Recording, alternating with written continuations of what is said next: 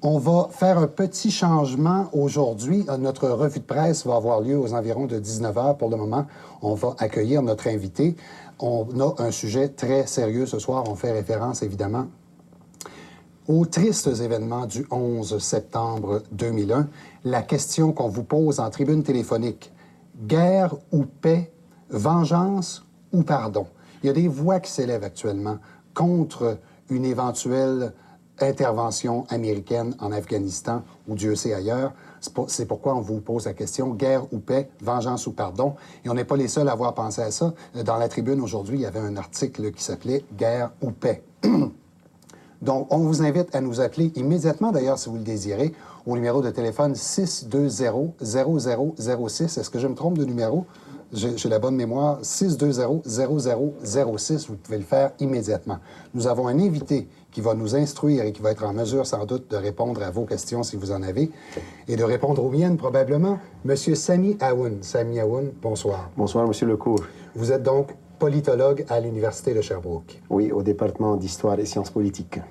Et je présume que vous devez être passablement occupé ces temps-ci. On dit que les événements récents ont changé la vie d'un peu tout le monde, mais votre rythme de vie doit avoir changé dans la dernière semaine. Certainement, on répond, on est sollicité. C'est un devoir de citoyen d'informer. Nous sommes des pédagogues et ça nous fait un grand plaisir de ne pas rester dans notre tour d'ivoire à un moment crucial. C'est un tournant de l'histoire humaine.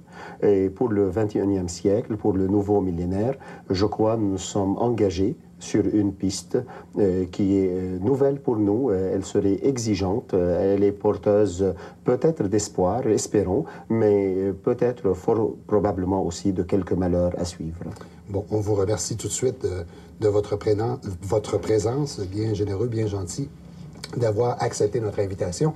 On a tout de suite un appel, celui de Yann. Yann, bonsoir. Bonsoir. Quelle est votre opinion? Guerre ou paix, vengeance ou pardon?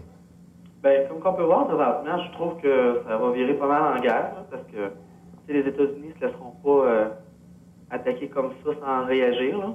D'ailleurs, au moment où on se parle, je pense qu'il y a une centaine d'avions et peut-être 2000 hommes qui sont en partance pour le golfe Persique. À votre avis, M. Aoun, est-ce qu'effectivement on est à l'aube d'un nouveau conflit mondial, d'une nouvelle guerre? Certainement, ce serait une guerre, mais ce ne serait pas une guerre conventionnelle dans toutes ses parties. Je prévois, en tant que stratège, dans un calcul de probabilité, certainement une frappe massive pour l'installation de ces terroristes qui ont fait un attentat horrible. Certainement, les Américains vont essayer de reprendre, si vous voulez, ce qu'on appelle la guerre à zéro mort de leur part, mais certainement faire essuyer à l'ennemi maintenant quelques pertes.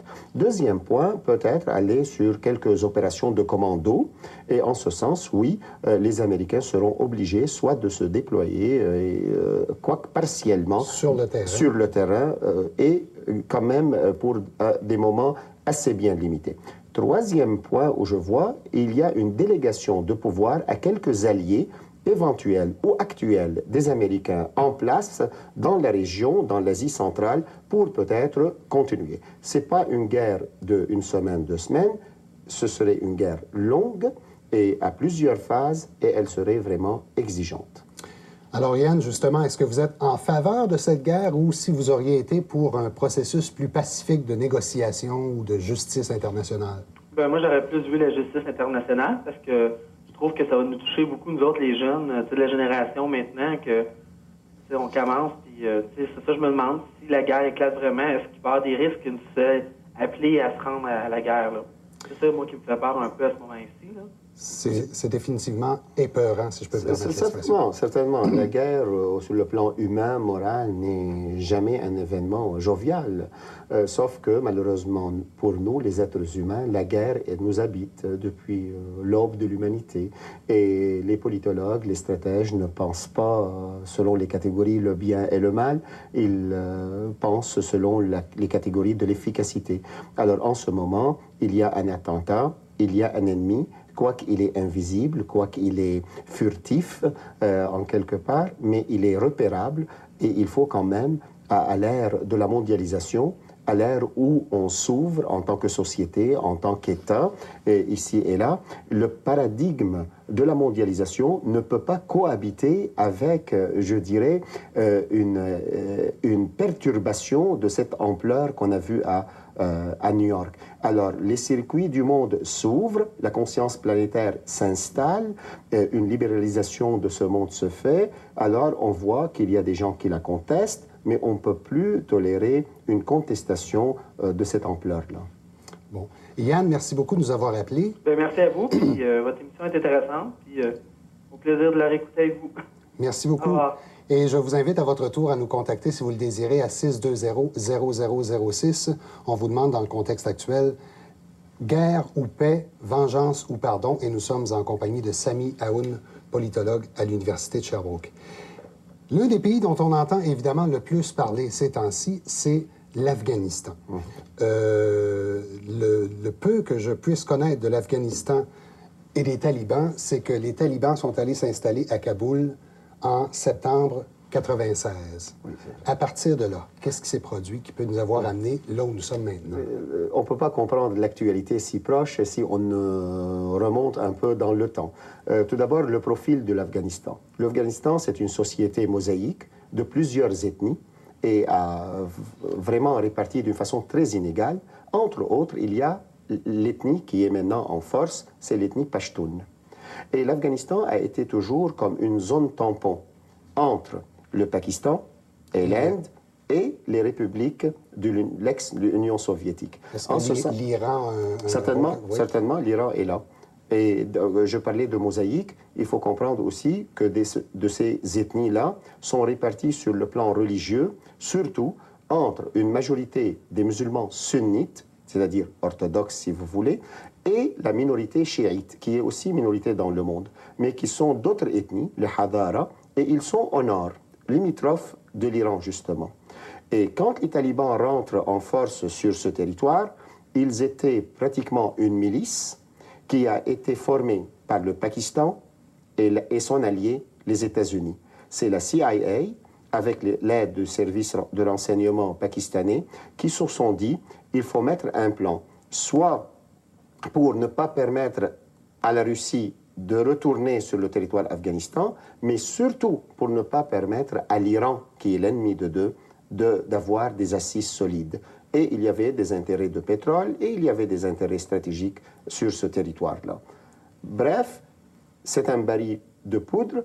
L'Afghanistan n'a pas jamais réussi à vivre dans des longues périodes de paix depuis à peu près tout au long à peu près de la moitié du 19e siècle jusqu'à, je dirais, maintenant, il y a toujours des périodes de troubles, de conflits, des invasions successives. Oui, l'invasion, par exemple, des Britanniques en 1841, qui s'est soldée avec un échec vraiment cuisant pour les Britanniques. C'est la seule fois peut-être qu'ils ont perdu une bataille à cette ampleur. C'est pourquoi on appelle l'Afghanistan le tombeau des conquérants. Et géographiquement parlant, c'est un endroit aussi qui n'est pas facile à attaquer, en ce sens que même si les Américains envoient leurs destroyers, leurs grands bateaux, leurs porte-avions, il y a un bout de chemin à faire avant de se rendre à l'Afghanistan. Certainement, ils peuvent tirer la leçon d'ailleurs de l'invasion soviétique qui s'est cassé les dents sur ces massifs montagneux. Et c'est ce qui montre aussi que l'Afghanistan, qui est un ensemble de massifs montagneux avec quelques vallées, est toujours dans, je dirais, dans des sécheresses cycliques et la terre n'est pas si généreuse là-bas. D'où l'Afghanistan est un champ de bataille d'un côté et en même temps, c'est elle qui donne des conquérants dans l'entourage. Et c'est pourquoi de l'Afghanistan, on va voir beaucoup d'invasions vers l'Inde dans l'histoire et c'est je dirais, un milieu hostile. Et vous avez mentionné la collaboration des Américains. Dans la documentation que moi j'avais pu voir, on parlait d'une approbation discrète des Américains des Américains envers les talibans lorsque ceux-ci ont décidé de prendre Kaboul, mais c'était plus que ça. C'est une collaboration vraiment. Oui, assez ouverte, je dirais. Le paradoxe et les incohérences de la politique étrangère américaine sont sur ce point. D'un côté, ils ont des mouvements islamistes et traditionnalistes musulmans de leur côté et ils les remuent, ils les financent. Par exemple, pour le fameux président libyen Muammar Kadhafi, Qui finance l'opposition? C'est une opposition islamiste financée par les Américains qui sont entraînés même sur le territoire américain. Contre la Russie, les Américains ont utilisé des mouvements islamistes en Tchétchénie. Abkhazie, de même. Pour la Chine, les séparatistes musulmans du nord de la Chine sont des musulmans qui se sont rangés du côté des Américains. Alors, dans la guerre qu'on connaît un peu plus, Kosovo, les Américains étaient du côté des musulmans. Et dans la Bosnie, de même scénario.